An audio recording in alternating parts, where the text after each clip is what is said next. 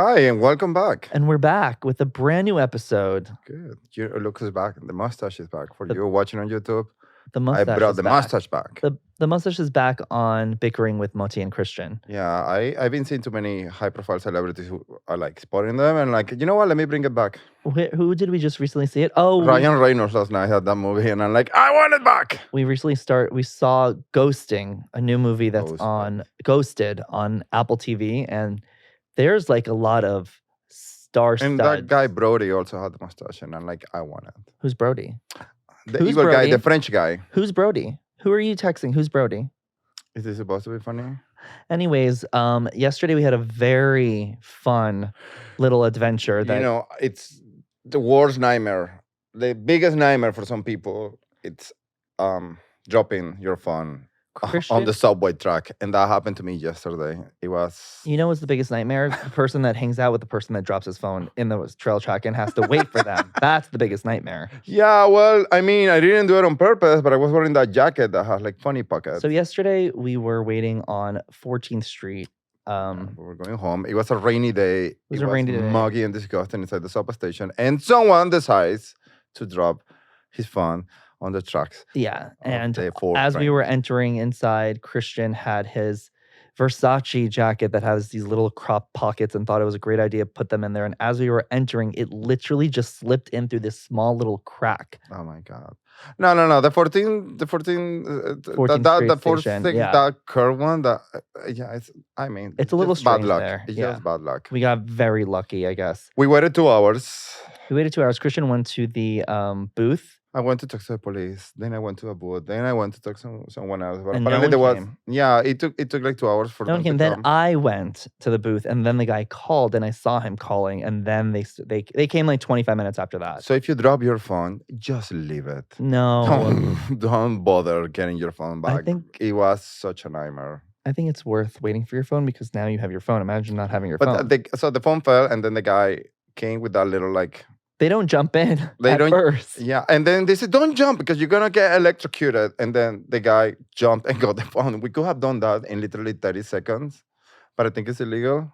I think it's illegal, and we don't want to do illegal things. Yeah, I don't Honestly, wanna- I didn't want to. Honestly, Christian's phone, my life is way more valuable than Christian's phone. If it was my phone, then I jump in. But since it wasn't my phone, Good. Well, yeah, don't do it. It's an inconvenience, and it took literally 2 hours. I got to so many retrieve it. DMs about that Yeah, lovely it was a story. success. Well, the only good thing about it that our story views went so high up because everybody was so invested on it. But yeah, what are you? Oh, it's May 1st today. So what is that? Oh, supposed it's to mean? May 1st. Right. It's May 1st. You've been living with me for 8 years. You don't understand my accent It's by gonna now. be May. So it's the Met Gala tonight. Is Met it today Gala. or tomorrow? Tonight is the Met Gala. It is the holy grail of fashion.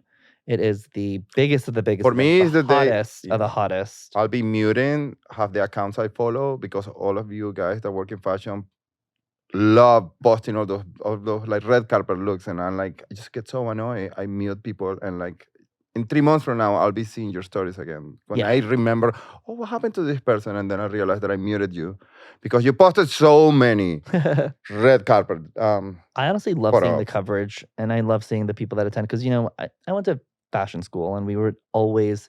Yeah, was but always the Met. Can I finish? No, but you love to cut me off. Yeah. I'm gonna fucking slap you. Well, this is called Bickering with Moti Christian, so it's only normal that we're doing this.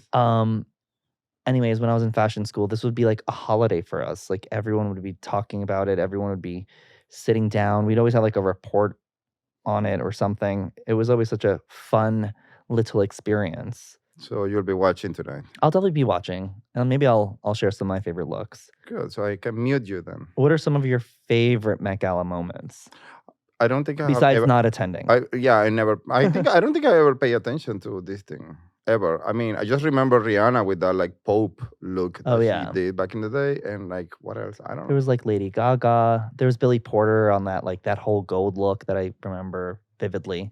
There was Blake Lively in that Versace look. Who wore that? Rihanna wore that dress with the yellow train that was like Oh yeah. miles long. Yeah, I remember that. That was I thought memorable. that was the Pope look, no? I don't know. Was it? Um, Oh, Lady Gaga changed 3 times in the red carpet once, I remember. She, Anyway, what's the theme this season? the theme this season is they're celebrating Karl Lagerfeld's. I wonder if someone is gonna dress like Choupette. I wonder if Choupette's attending. Is he still alive or her? Yes. Oh, My God. good. The Maybe it's richest a cat in the clone. world. I know, right? Um, Lucky pussy. Speaking of fashion, we also just came back from a fitting for the Mugler H&M collection, Wow, that was amazing. which the collection's amazing. The collection is amazing. The quality of the clothing is like really Fantastic. fantastic because I mean the detail on the women's pieces were like insane. Same for men. Yeah. I mean H&M has good clothes, but these look like really like Very well elevated and like very well made. And I feel like the last two collections, while they were good, I feel like they weren't stand out like previous collections. And I feel like this is their comeback partnership collection. sure. And I'm gonna tell you guys, you need to get your hands on those pieces and size up because I'm usually at 32 and I went for 34. And I mean jackets and usually at 40, I went for 44. Yeah. So keep in mind sizing up if you're gonna buy online. Right. Things are definitely a little bit smaller. Yeah. I'm like a 32. Finally, I hit 32. Yeah, wow. So are we ready to jump in our today's topic? So today's topic is kind of like stems from a question that was asked a few weeks ago. Someone asked, how do you and Moti and Christian, how do you guys get along? Not get along. navigate with one being Jewish and one being Christian? Like, how does it work? And what do you guys follow? And what do you guys do? And all that interesting stuff. So we thought we would actually break this down because it's not a quick 5-minute answer. And it's more of a lengthy conversation that I feel like many other couples have experienced. I'm gonna let you take the lead on this interfaith relationship. So for starters, I think anyone that is in a interfaith relationship, and I come from a pretty Jewish background, obviously, and everyone knows that. And Christian, would you say that you're pretty Christian? Well, you're Christian. I was raised Roman Catholic, and even though I'm not religious right now, and I feel myself more of like an agnostic. Yeah. I do have a pretty religious background, and I still see beauty and like positive things on religion, but I don't follow and I don't practice as much as you do because your whole life is even every morning you do the little wrap thing in your hand called tefillin, and you celebrate a holiday every 2 days. Every 2 days. There's 365 days in the year, but there's 366 Jewish holidays. I know, right? And you keep them all. We so happen. Surprising. I only keep what? Easter and Christmas? You barely celebrate And Easter. Those are really not. Christmas, you bring a tree into the house. Shut up. You fucking love that tree. I do love the tree. The Jewish boy's dream. When I first met Christian, I would say a little bit more strict. I wouldn't say I was more religious because I still keep a lot of things. I still make an effort to go to Shabbat dinner every Friday or have Shabbat at our house. And I put on, back then when I met you, Christian, I didn't put on tefillin every morning, but now I do. Yeah, because now you're an adult and you have a lot of worries now. So you wake up every morning like praying, like, oh, yeah, I want this, I want that. No, so, I really, I like doing and that. And that's the thing with religion. Like, I feel like the older you get, like, you go back and like find comfort and like solace in religion. But you know what? Like, everyone would always tell me like, oh, like, what if like you die and there's nothing there? Okay, so I followed X, Y, and Z and I was a good person because of religion. Religion makes you kind of a good person. Not necessarily, not all good people are religious. Not all religious people are good. But there are some like rules. If you follow, like, you become a good virtue person. Well, there's a lot to say about religion. Like it says, don't steal, don't rape. But like, just simple things. But yeah, but jumping back in interfaith relationship, I have a very clear example. My sister was Roman Catholic like me, and she married Jehovah's Witness. Yeah. And believe me, I was very young. I think I was like 5 years old when that happened. So I really don't know much about the whole situation. But for my understanding, she converted because it was, to keep the relationship going and in peace, it was better for her to convert. And like, I mean, I don't have anything against Jehovah's Witnesses, but But I feel like some relationship either they keep both running, like, okay, I'm a Catholic and I'm Jewish, and like fine, but some relationships don't have that luck, and one has to convert. Yeah. So I see it like we can see it in Sex and the City, like Yeah. Charlotte and what's his name, and Harry. You She love actually has to convert. you love a Sex in the City reference. Why not? It's still pop culture is still relevant. Like what other show is still like Before I maintains met relevance? Christian, he knew a lot about Judaism, and I was obviously very impressed. Christian, why don't you tell everyone?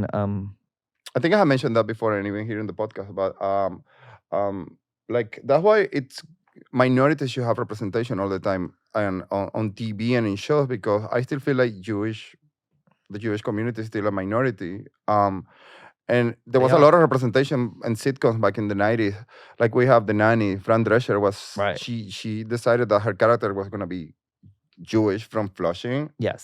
and I think that show was a success around the world. And you knew so much about it. You And were then I learned a educated lot from her. about, because I think it was funny, and that's it. I just learned because I found her funny, and then it was Seinfeld that also it was not 100%. I mean, it wasn't like The Nanny, but he was Jewish and he talked about it a couple of times.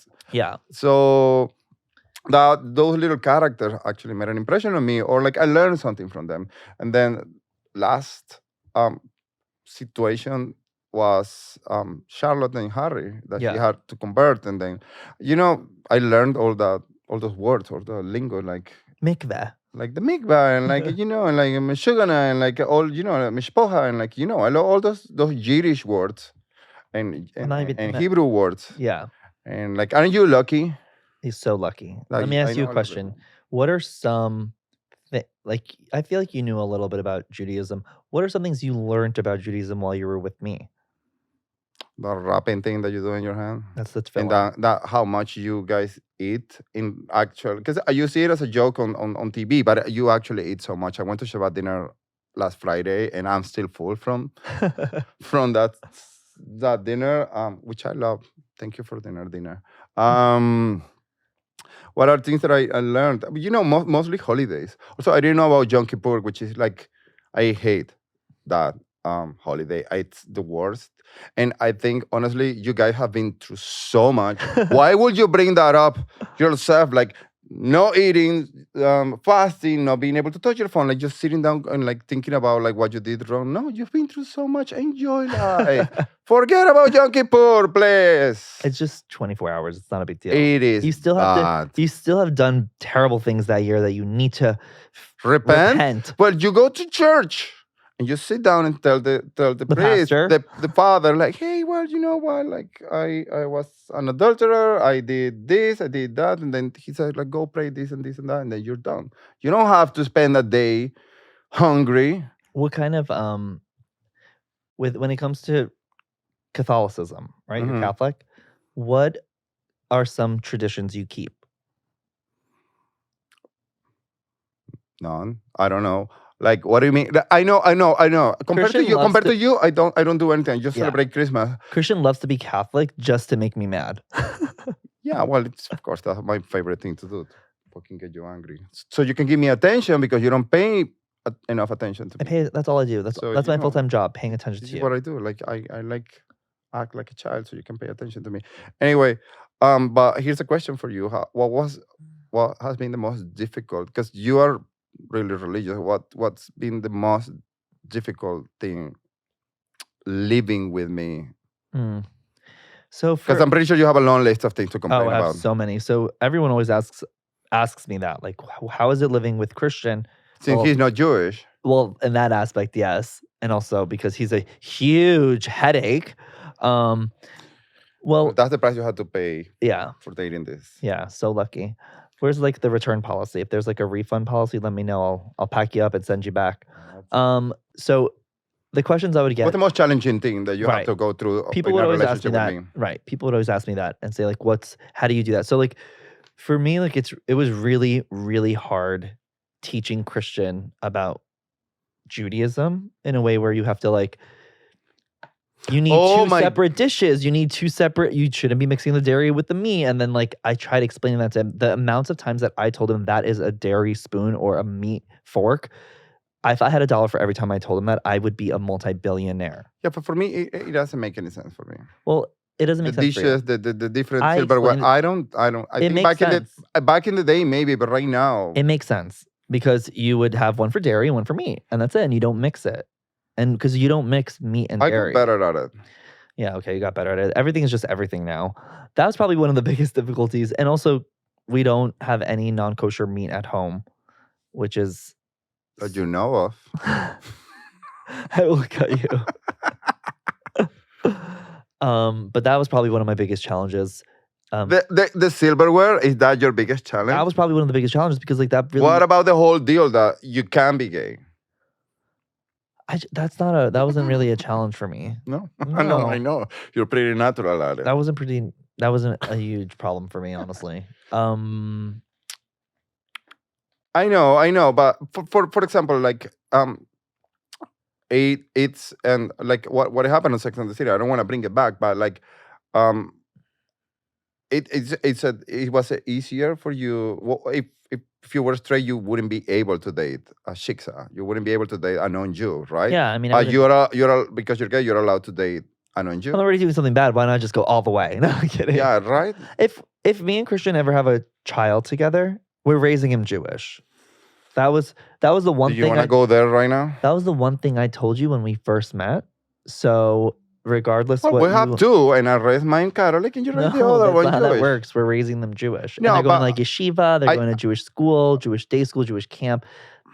They're being raised that way. Yeah, but okay, I understand your point of view, and I get it. And this will be challenging because I had a beautiful upbringing as a child, let's put it like that, and there was a lot of traditions that are tied to my religion.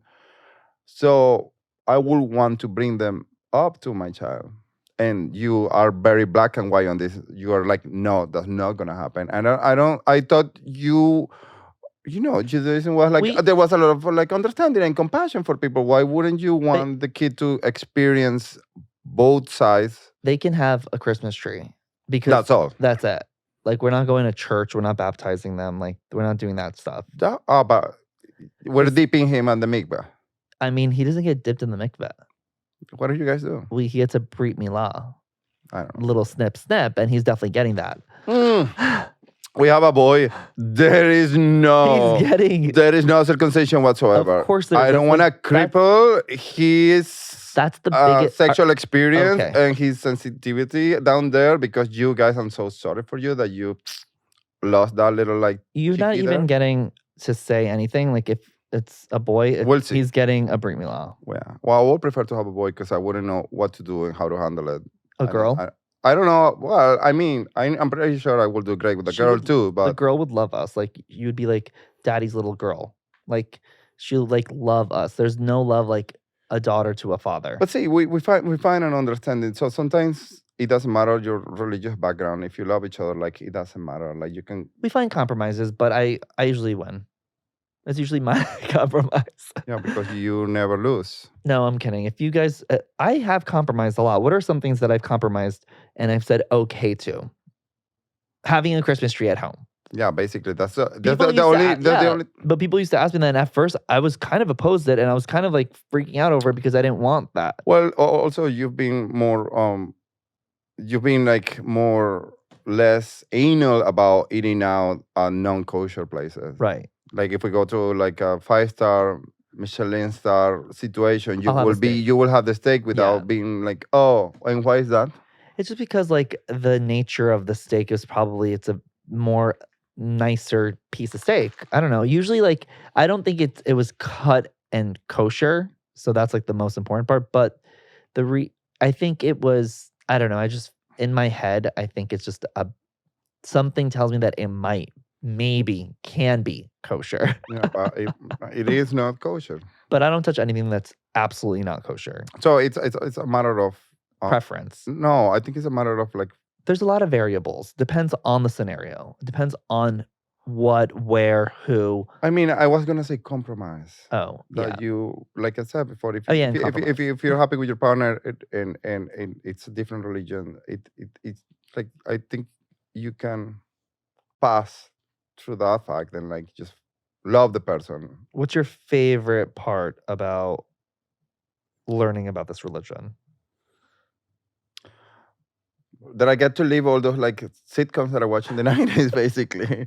Like I'm doing everything that Fran Drescher was doing in the show. So that's my favorite part if you want me to go there. But we're discussing interfaith relationship because if you want to jump in talking about religion, then we can go deeper and find a lot of, we can get Well- into a big fight right now. Well, interfaith religion is Interfaith relationship, sorry. interfaith relationship is part of religion. Okay. We have different I religions. just don't think it should define like it's like when they say the state and religion they shouldn't mix. I believe that love and religion they shouldn't mix. If you love that person, then you should be able to like put that aside and keep alive together without that interfering in your love. Don't you agree on that? I mean, yeah, I think so. I mean, it depends on the person. If the person, I know a lot of people that said they're only going to date a Christian or they're only going to date. But I do feel that Like we have a friend who you she guys just are broke very up. narrow-minded and you only date in between you guys. It's not just in the Jewish world; it's in any religion. I feel like Catholics are more loosey-goosey and free and they I date don't anyone. know. Look at me. I know a friend who I'm not going to say. They just broke up, and she broke up with him because he's Christian. He's not Catholic. Dish. Oh, I know Yeah. who they are. What happened there? Well, they've been dating, and we're not actually going to get into it. Well, let's just name him. No, we're not naming him Christian. It's none of our business. No, put a funny name on him. Let's call him Charlie. Charlie and Let's call him Jesus Jesus and who? And Mary. and Mary. Okay, what happened there? Well, I think one of them was Christian, one of them was Catholic, and the other one said, "Which one's more?" That's what I don't understand. If you're, I feel like Christianity has different you have to paths. explain it. You have to explain it. So, Jesus was Christian, Mary was Catholic, and Mary told Jesus, "I can't be with you because you're not Catholic." Right? I didn't hear the story from him. I think that's what it means. Or it's vice versa. Like, oh, one of them's Christian, one of them is Catholic. She said that she cannot be with him unless she's like him. Christianism is like the umbrella, Right, and then I you are know. like Catholic, then you are like Jehovah's Witness, then you are like evangelist. Christian. So we are all Christians because we believe in Jesus Christ, So right? what's the difference? But I feel like their religious situation. He's a Roman Catholic, I think, and then she like something weird. I think she's a Roman Catholic. I don't know. I don't really want to say. Yeah. bad Okay. about Anyways, any of them, whatever but it is. they broke up over it. Anyways, And you wouldn't think in 2023 there were people like battling or like ending relationship over something like that. Because I've never seen her in church. I never seen him in church. I never seen, because whatever I see online, it's just a very like normal yeah, 2023 life. I don't see any, because we don't know what happened. we don't know behind closed doors. But also back to the point, because you're going off tangent. People, it's not just in my world that we're very to ourselves. Like, yeah, people that the Jewish community wants to marry within the Jewish community because they're trying to catch up on their population. They want to populate, first of all, keep their tradition alive, keep their religion alive. Religion is a set of customs and tradition as well. And So I understand, and I understand, and you got to I'm preserve it. supporting There are you, people and out like there that yeah, wanna erase it. we can raise our Shlomi or Shlomo or Shmui. Those are the three names you can choose from. What if it's a girl? You can name her Shloma and Shulami. Shlomi and like Shmua. Okay, you're trying to repopulate or keep the tradition alive, but here you're fighting against like a bigger problem. Religion is on decline. Every religion in the world is on decline. And even in America, they say 50 years from now, Christians are going to be only 30%. So, and imagine 100 years from now, Judaism? more than 150 years, there's not going to be religion. There's already, in Scandinavia, there's no religion ruling. Okay, but you need to understand that it's not about being religious. It's about just being, first of all, Judaism and Jewish people, it's an ethno-religion. It's also an ethnicity. It's not meant to be. That is something I learned. Yeah, that's something they learned. Let me tell you guys something, and this is something that's very interesting. When everyone's like, "Oh yeah, the Jews were gathered," let me tell you something. Hitler didn't go around gathering just Jews. They got and based on who's religious, who's not. They just gathered it around who's Jewish. And there was a lot of Jewish people that weren't religious. They didn't keep Shabbat. They didn't do anything. They don't give a shit. So that's why it doesn't depend. Religion's not related to this. Yeah, but for me, I didn't know that. I learned with you that Jewish people is also like an ethnicity. An ethnicity and a religion. Yeah, it's an ethno-religion. Are you coming up with a new word? No, it is. Okay, but I didn't know that.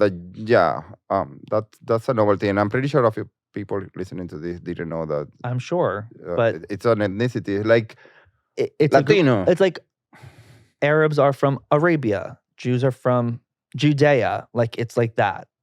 Yeah, but it's like you have a very specific DNA. Is that what you mean? I guess you could say that. Like Native Americans. Like Latinos. Like Native Americans, like Latino, exactly. And then there's Jewish, and it doesn't have to do, and it doesn't go in hand with religious. Yeah, because I know a lot of people that are proud Jews who are atheists. And I applaud them. You're probably eating bacon and enjoy life. Well, I'm just saying, like, again, there's just this misconception sometimes that people mix up. Anyways, back to the interfaith religion. Interfaith. You picked this subject, by the way. I know, I did pick up the subject because I feel like people always ask me about it. And people are always surprised that we have made it. We have made it this far, 7 years. 7 long years. And I go back to what I told you. Like we passed through it. If we get married, will we have a rabbi? Sure. I wanna like put my foot on. You wanna crack the glass? Yeah. How do you call that? Like smashing the glass. And I wanna go on that chair on top and I do that. You wanna do the hora? Oh yes. You see, I told you, you're gonna want to get married like a nice Jewish boy. Are we gonna have a big party one day? I don't know. We'll see. It depends if you play your cards right. Okay, good. But so it is possible to have an interfaith religion. I don't think it's not. It's definitely possible. Yeah, for sure. There's a lot of compromises you have to make. You have to be open to it. You have to understand. And you know what? I think the best part of it for me was like I learned a lot.